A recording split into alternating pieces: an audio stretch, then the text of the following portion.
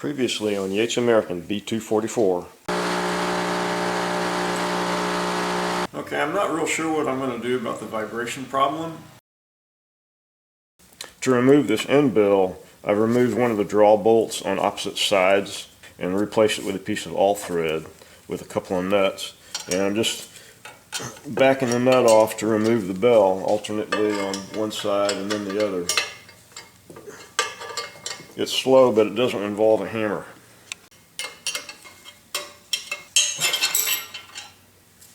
I wanted to see if I could get some footage of this rotor popping off.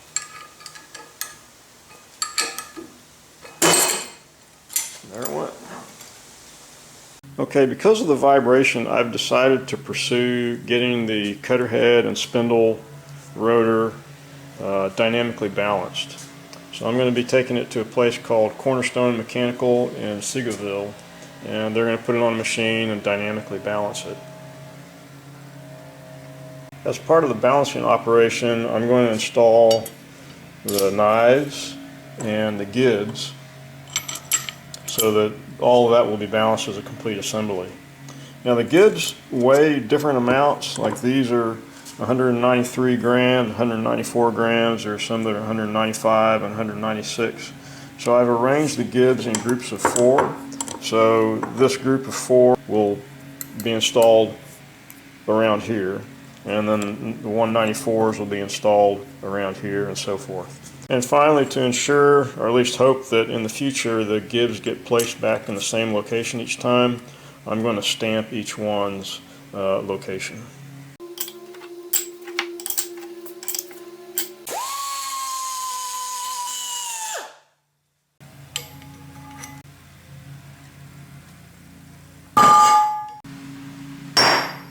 The original knives are all over the place on weight, from 318 down to 289, so I'll adjust those so they'll be in balance.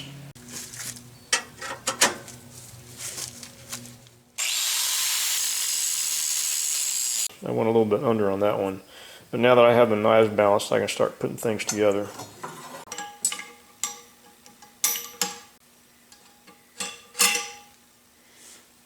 For balancing, I'm going to put the knives in backwards just for safety, and then I'm going to adjust them just to be even with the cutter head.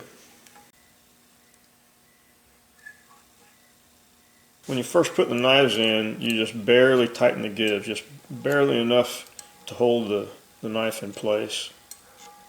And you do this on all 4 knives and all the gibs. You just barely tighten it to hold the knife, and then we'll come back and we'll incrementally tighten them. So I've got all 4 knives installed and all the gibs installed, and I've got all the gib screws just barely tightened up. Now for tightening the gibs, I'm going to start at the center gib, and I'm going to go to each gib around the perimeter and tighten it up a little bit more.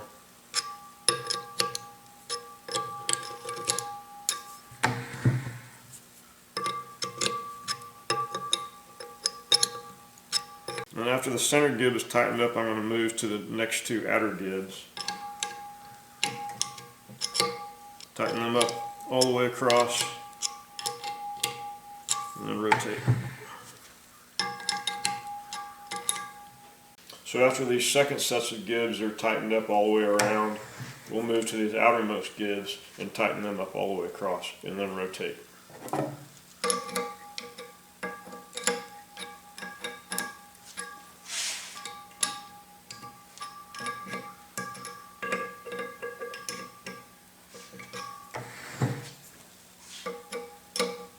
So after these outermost gibs are tightened up, we would return to the center gib and snug those up a little bit further, and then work the next group of gibs out and tighten them up a little bit further, and then the last gibs again. So basically you go through 3 cycles. Initially they're just barely tightened up enough to hold the knives in place, and then you go through and do an initial tightening of the gibs starting in the middle, then the second one's out and the third one's out, and then do that a 3rd time.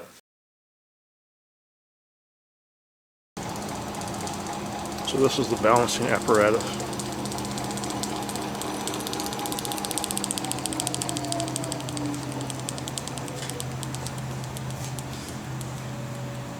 So something they found is the rotor itself is out of balance.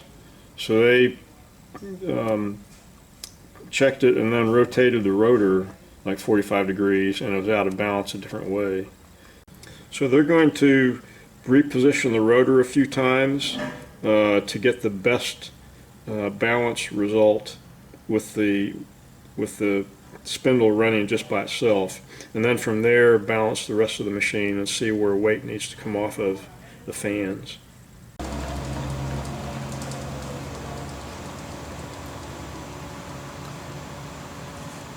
I didn't get any footage of this at Cornerstone, but they removed material from a couple different areas on both of the fans to get them balanced. So they had clay stuck over on this area here, and they removed material and then checked the balance again and reduced clay, removed more material, reduced clay until clay was no longer needed for it to be balanced. So they removed material from this area, obviously because of all the brazing repair. They did so on both sides of that fan. And surprisingly, the inner fan, which had never been damaged and had some balancing points on it, they did some balancing on it. In addition, they didn't do any balancing on the rotor, but they did index where the rotor is optimally balanced on the shaft. So when I assemble it, I need to make sure that these marks are lined up. Make sure those marks are lined up with these marks on the inner fan. As for the rest of the spindle, they claimed there were no balance problems with this portion of the spindle. So I'm a little bit skeptical on that, but I'm going to trust them. I'm going to go offline and put the thing back together, and we'll do another run-up test.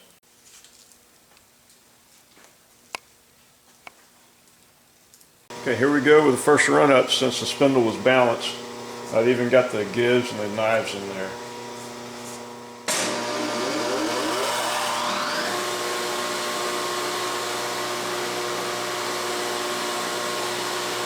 That is really nice. We'll even try the nickel test that everybody thinks is so special.